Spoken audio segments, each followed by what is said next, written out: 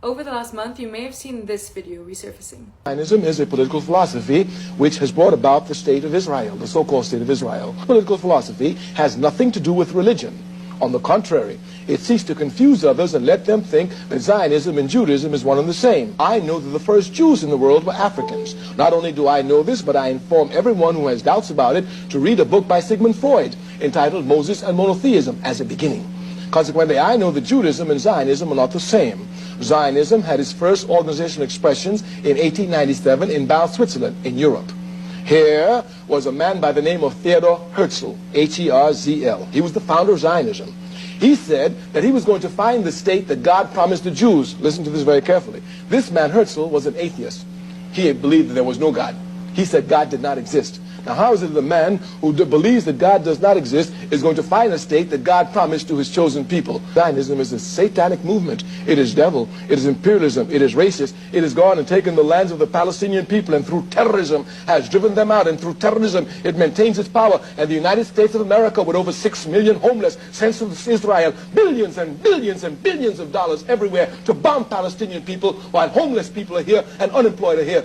That is Kwame Ture, originally Stokely Carmichael, who is a huge African-American political activist for the civil rights movement as well as the Pan-African movement. He was just one of the activists who was super adamant about not conflating anti-Zionism with anti-Semitism. I did my research and there's a few things we need to know about the history of Zionism to understand how it evolved today. The founder of Zionism he was talking about in that video is Theodor Herzl. He's not the first person who came up with Zionism, but he is the first to turn it into a nationalist political movement. Born in Hungary in 1860, he was a secular Jewish playwright and journalist. Some people call him atheist, like you saw in the video, because he did not have a Hebrew education, he didn't speak Hebrew or Yiddish, none of that. What you need to know is that this time there was a term being thrown around called the Jewish question or the Jewish problem. Essentially, all the prosecution against Jews throughout the history of Europe can be summed up by the idea that they thought they were the stumbling block to the identity and cohesion of the nations in Europe and enemies within their own country. Now, at this time, there were French Jews, German Jews, British Jews, Jews all around Europe, right? It's said that in 1894, the Dreyfus Affair is what inspired Theodor Herzl to write Der Judenstaat, which means the Jewish state.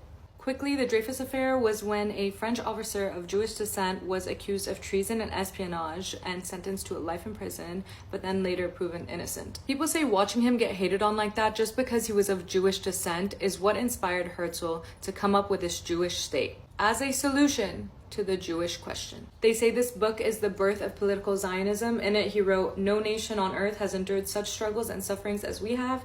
Palestine is our unforgettable historic homeland."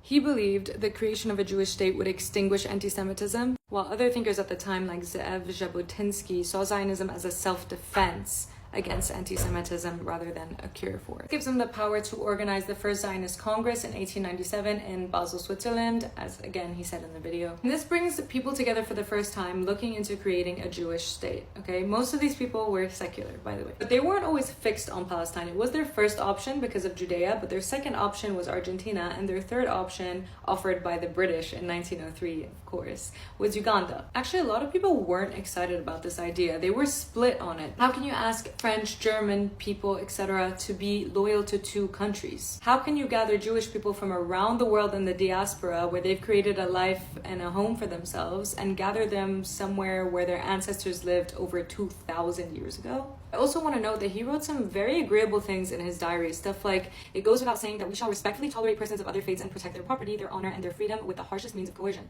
This is another area in which we shall set the entire world a wonderful example. Should there be many such immovable owners in individual areas who would not sell their property to us, we shall simply leave them there and develop our commerce in the direction of other areas which belong to us. We shall respectfully tolerate persons of other faiths. We shall set the entire world a wonderful example." And in a book he wrote later on, he wrote, "It would be immoral if we would exclude anyone, whatever his origin, his descent, or his religion, from participating in our achievements. Our motto must therefore be, now and ever, man, you are my brother." First, they had to be given a land. And that's where they came up with the phrase, "a land without a people for a people without a land." Except all census data dating back centuries will always tell you this was never a land without a people. This is where you see a fundamental misunderstanding in early Zionist political discourse, pretending that Palestinians exist only as individuals or sometimes communities, but never as constituting a people or a nation. This was accompanied by typical arrogance and condescension towards the natives seen in virtually every settler colonial movement. Being from Europe, they were heavily inspired by other settler colonial ideologies. That is the history. Go to part 2 for an excellent synthesis on what Zionism means today.